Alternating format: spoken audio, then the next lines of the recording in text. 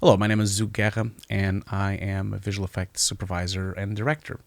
And today I have a really cool project to showcase to you. And this is a very special project, for me at least, because it was very different from most projects I usually do. Most of the times I work in very advanced visual effects, both for commercials, for game cinematics, or for TV, or for all the typical visual effects projects. And this is something different because this was a collection of 4 videos, video arts, that was for an exhibition. This exhibition was created by the artist Murat Adash, and it was a pleasure working with him on this exhibition and on these video arts. First of all, as you can see here on the screen, these are actually the final videos that I created for Murat. And these videos are pretty big. Each of them are 4K. They have 12 minutes long. They are a perfect loop as well. They kind of are envisioned to come across as 4 different elements. At least that was the main brief behind it. It was a huge challenge, that's for sure, because, rendering 4K, it's not easy. And especially because it's 12 minutes long. So I'll go into details on a couple of the technical side of it. But before I do that, I wanted to just go through the inspirations and also like some of the tests that we made, because we worked on this for a few months until we developed the final shots that you see here.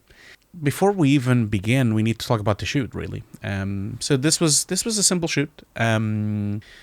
We shot it on a green screen stage. Murat was there, of course. I was there as well. And it was like a pretty straightforward shoot because we were really not looking for getting footage from it. The whole point of this was to try to get the outline of the performances of the 4 wonderful dancers that Murat brought to the table, including him, of course. He was one of the dancers as well, one of the performers. The whole point of this was to create something that would help us to do this outline that would then help to produce these videos. Now, the cinematography, you saw him just there now.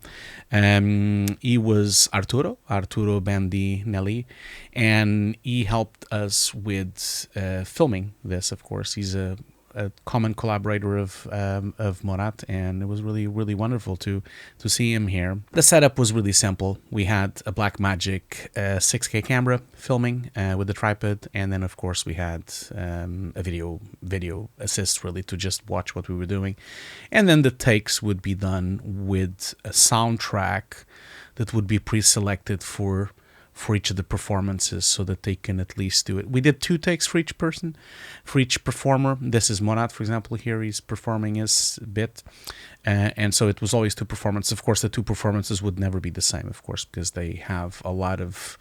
There's, of course, beats that were the same, but a lot of things were improvised, of course. Now, this is one plate of the presentation of the performance. And as you can see, really simple green screen, black, so that you can have the best outline. I'm going to just like scrub a little bit so you could see it's quite long. So of course it's 12 minutes long, so it's going to take a while for it to be played back. Doing the performance, I'm just going to scrub a little bit here so you can see a little bit of it.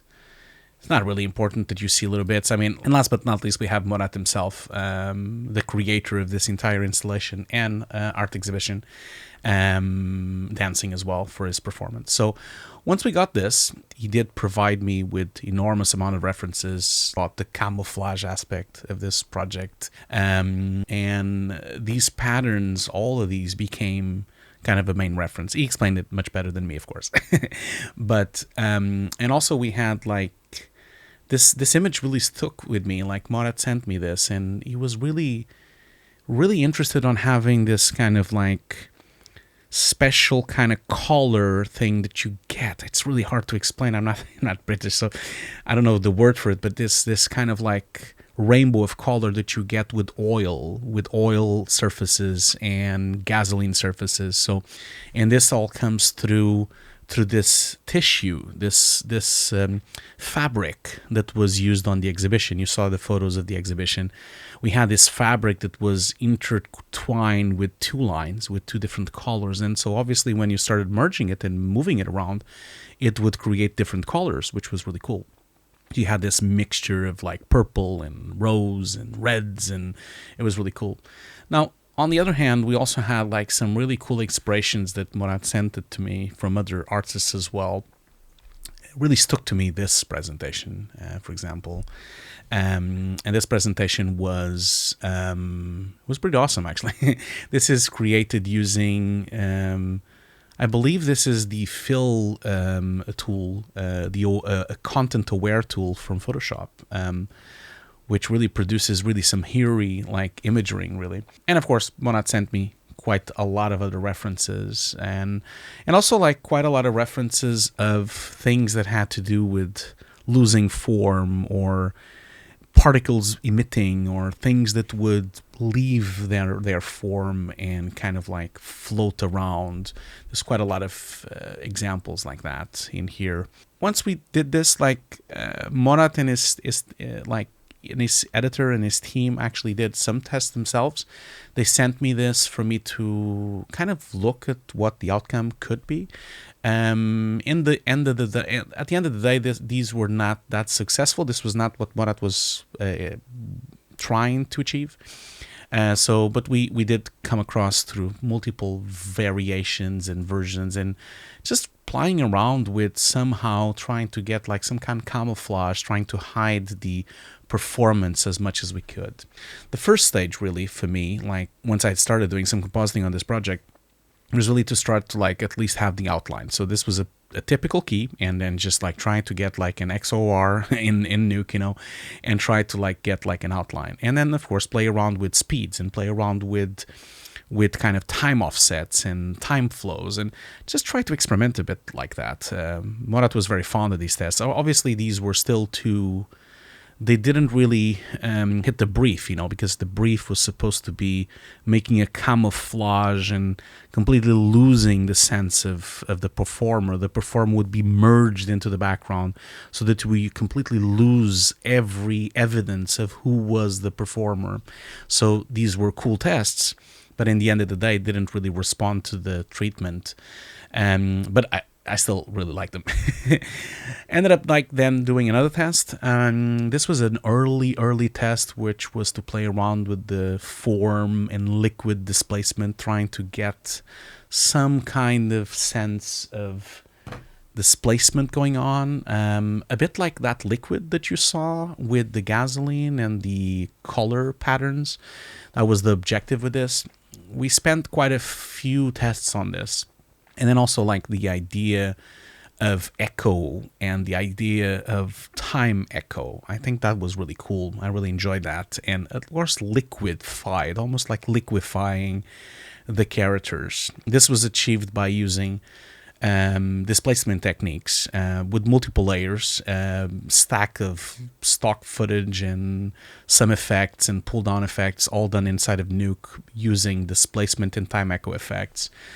We carried on doing quite a lot of tests like that, so I produced multiple examples for Morat to check. This was one of those projects. This is why I explained in the beginning that I really loved working on this project, because this is, as you all probably, a few of you, for those of you that know me, like my background is the fine arts. I have a degree in fine arts, and I miss this experimentation. This is one of the reasons why I kind of left the big facilities, because I like to experiment so much. And so it was really cool to experiment at this level, to just try stuff out and send it to Murat, and then you would get feedback, and then he would tell me what he thinks, and I would just try stuff and experiment. And it really was amazing, because we had like this collaborative spirit. I was trying, experimenting. Murat didn't really knew exactly what he wanted at the time.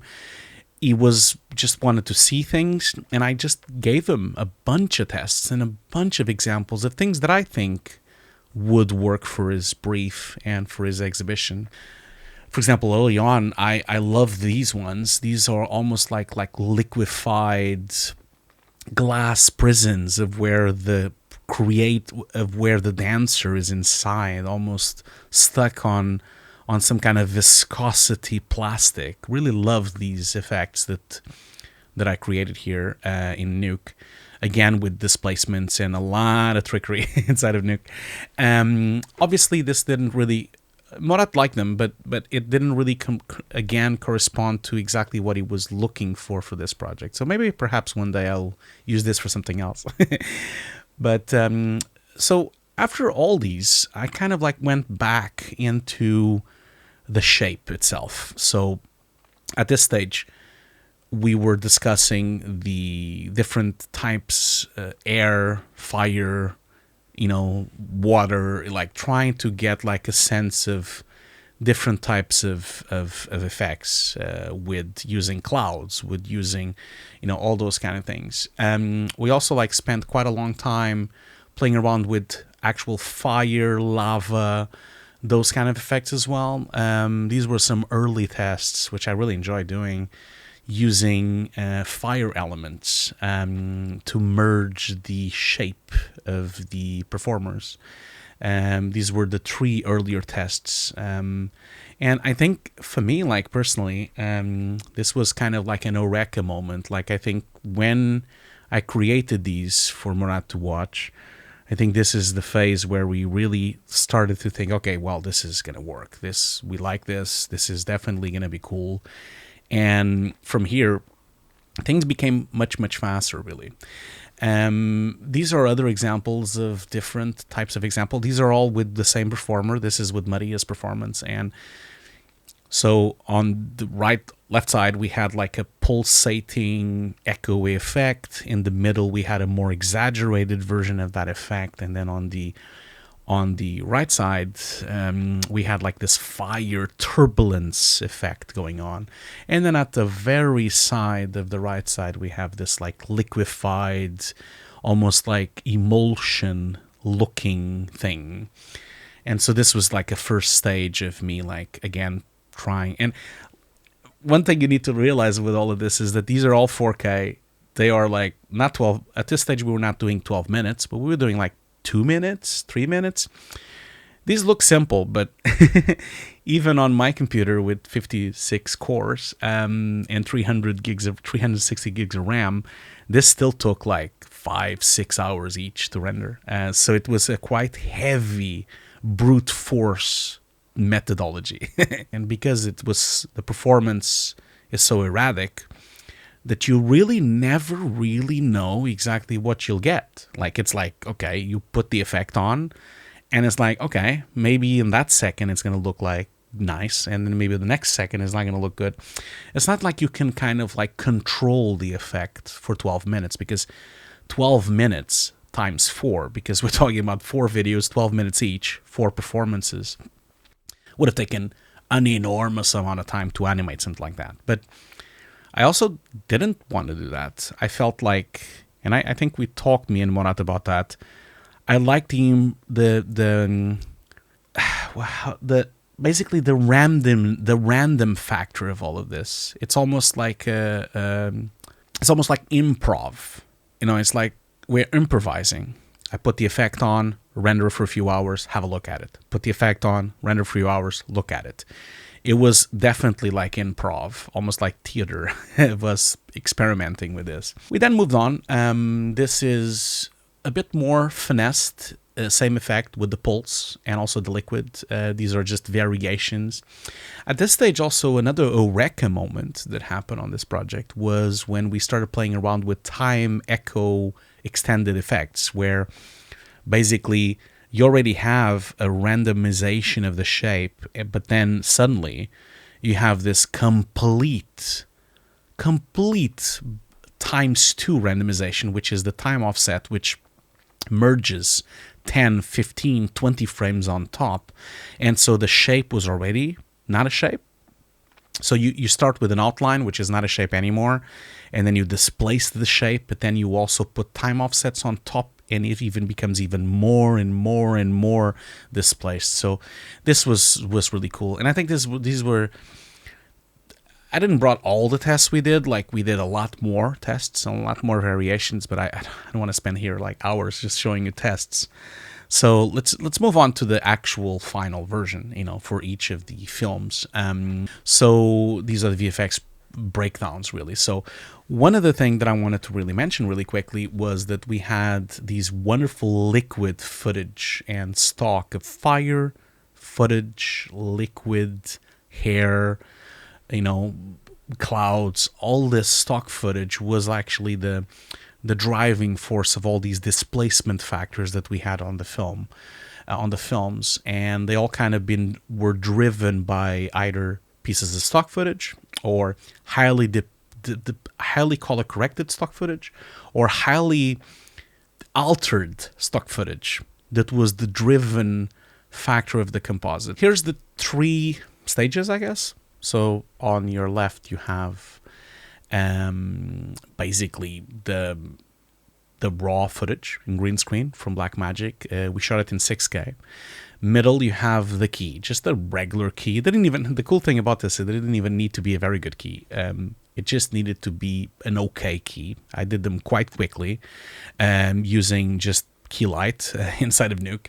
And then on the left side you have the final version of it. I'm gonna scrub through it a bit because it takes a bit of time to pick up, but as you can see, this is kind of like the final video on your left side of what the ultimate goal was. On this particular one, this performance, the whole idea was to have air, like air or windy conditions that would drive the full displacement. And there's some beautiful moments on the video here where you absolutely get hypnotized by the sheer randomization of these smokes. And I think also like the hypnosis is not just because of my visual effects work here or the performances from the artist or Murat.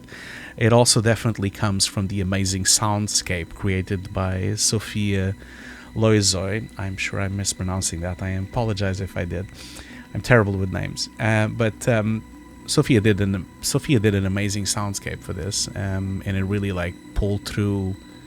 I think this is wonderful because it was kind of like a moment that we all came together.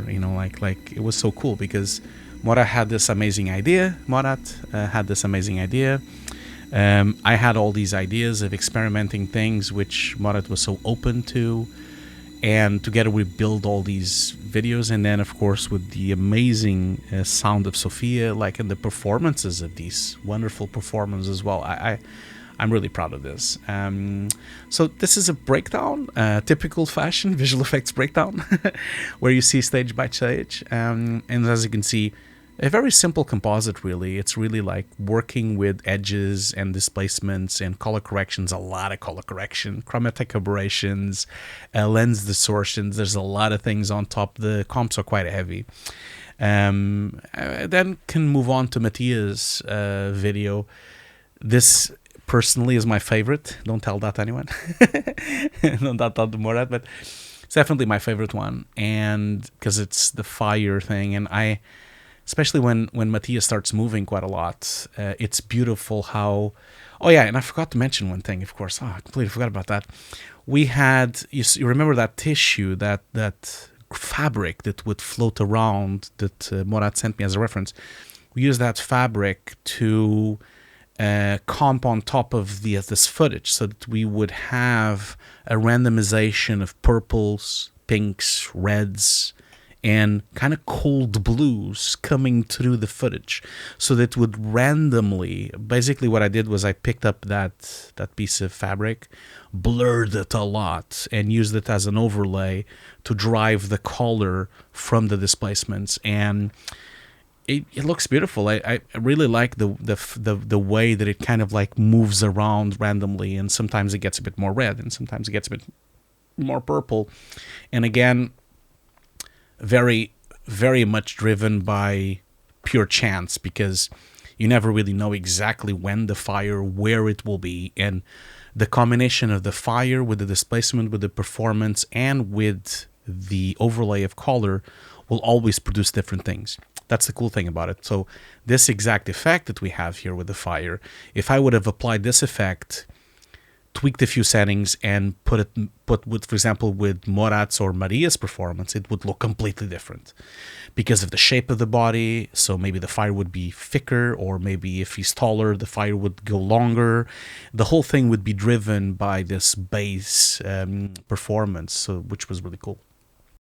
These are some of the stock footage and treatment randomization that we kind of like used. This was like done with multiple pieces of stock footage merged into it themselves and edited them. I basically did a huge timeline of fire with fire with fire and just like did a 12-minute sequence of fire merging and dissolving into itself. That's right. That was another thing that I had to like create these large edits of stock that would then go on top of the footage. This is the breakdown of Mattia's performance again. Outline, going into the displacements, glows, chromatic aberrations, color corrections, all sorts of effects on top. It ended up quite nice, I think. I'm really proud of these. This is Morat's performance. Again, one of my favorites as well. I'm going to scroll through here a bit. I'm going to go and try to show you the time offset version. Yeah, there you go. This is one of my favorite parts of it. So as you can see here, we are with the liquid when he's dancing, and then suddenly it just gets completely randomized with this echoey effect, completely out of the blue. It just goes and you don't even understand Marat's shape anymore. It just becomes this blur of almost a mass of paint. And in fact, if you stop some of these frames, they are beautiful paintings, really. It's almost like you could print some of them and put them on the wall because they look so pretty. My favorite one is this one. I need to stop that because I just like love when we have this swirl on the top here. This big swirl of spiral liquid that happens here. This is really, really beautiful. I really like that. It was completely out of the blue. I didn't plan for it at all. It just kind of happened. So, but yeah, this sequence is really, really powerful as well. So another key time-lapse effect. Again, really hard for me to show you all of this because it's so long. It's 12 minutes long. Now, this is what I was explaining to you. Like this is the actual layer of blur. This is basically the footage of that fabric that I showed you. And this is speeded up and, of course, blurred to hell. And so that you get like this randomization of colors, almost like ramps. And again, they're completely random. But they're driven by the footage of the fabric. They're not created synthetically. That's the thing. None of these things are created syntactically. They're not created by a computer. They're not created by an AI or by some kind of operation. They are all, every effect on this about this video art. All the effects on this video art are created by actual organic matter. So you actually have liquids, or you have fires, or you have real footage, or real tissues, or real blurs, or real hair, or real smoke.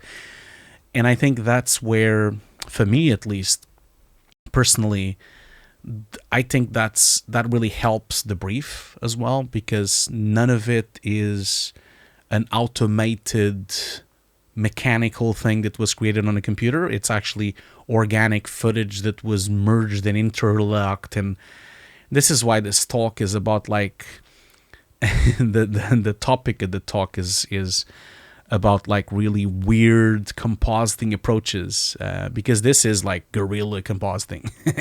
It's basically just like footage merged in randomization. This is the breakdown of Morat's comp again. Same kind of deal. Displacement, it's my favorite frame, that's why I use this frame. With the swirl of paint. Again, overlay, XOR, displacement, glows, and it's a quite simple composite. It's not really, but hey, some of the best shots usually are simple comps. They don't have to be complicated if they look good. Yeah, so I actually ended up doing two different breakdowns for Morat. So this is another moment in the video that I made a breakdown of how the effect gets broken down layer by layer.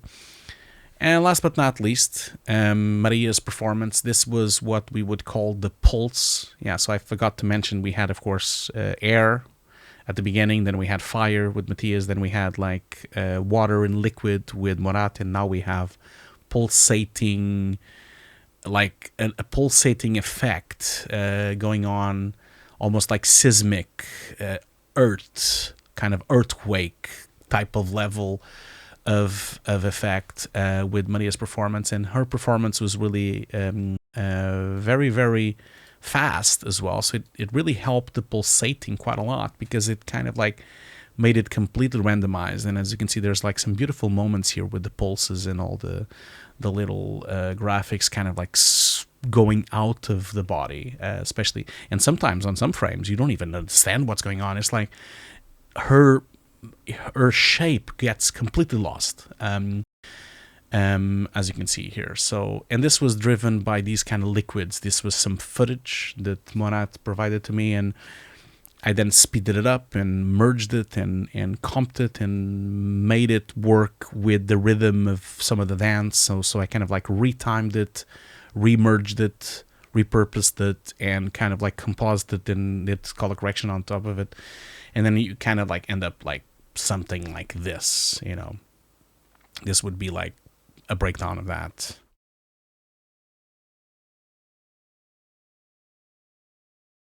And yeah, now that we've seen some of the footage, some of the breakdowns and some of the composites,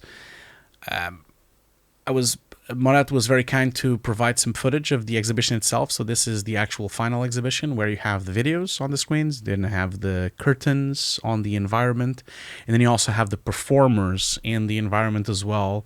And all of it together, going through the tissue, seeing the performance, then seeing the video performances on the video art. I think it became quite beautiful. It's very hard to film though. Like it's really hard to transmit what you see if you were there for real. But this is kind of like some of the footage that the museum was very kind to film about this entire installation and performic event. Yeah, that's it really. Now you've seen some of these photos already, but just gonna show you a real quick time here as I wrap up this presentation. These are some of the photos that were taken on the museum before it opened, of the entire installation and the entire space. And I guess the last thing I'm gonna leave you to is with, I mean, I can't show you the entire thing, right? I can't show you the 12 minutes of each of the videos, of course not, because you would have to go to the exhibition to see that. And of course, these are video arts. You need to like go there to see it. But what I can do is I can show you a couple of minutes of it. So what I did here to wrap up this presentation is this is, of course, all four of them, all the screens as separate images. But I did a little editing collage of all the videos, but what I did was like I did some close-ups so that you can see it in a bit more detail, and I picked like my favorite moments. It's a couple of minutes, so you know, stick around with the rest of the presentation so you can watch it. It's only a couple of minutes, so you can watch some of the footage that we created in more detail with the original music, so you can actually experience that as well. But I'll leave you with this, and I guess you can then stick around and watch the rest of the video. But thank you so much for watching this presentation. Thank you so much to Morat. I cannot thank him enough for the privilege of being part of this production and being part of this work and this video art. I'm very proud of this. It's one of the best projects I've ever worked in my life, and I can't thank Morat enough. And of course, thanks so much to FMX for inviting us to talk about this wonderful project. I can't thank enough FMX as well. They are always wonderful with us, with me every year, and I've been doing presentations for many years with them. But without further ado, I'm going to shut up now. I'll leave you with some selections of the presentation. So I hope you enjoy, and I'll see you on the next video at Hugo's Desk. Goodbye.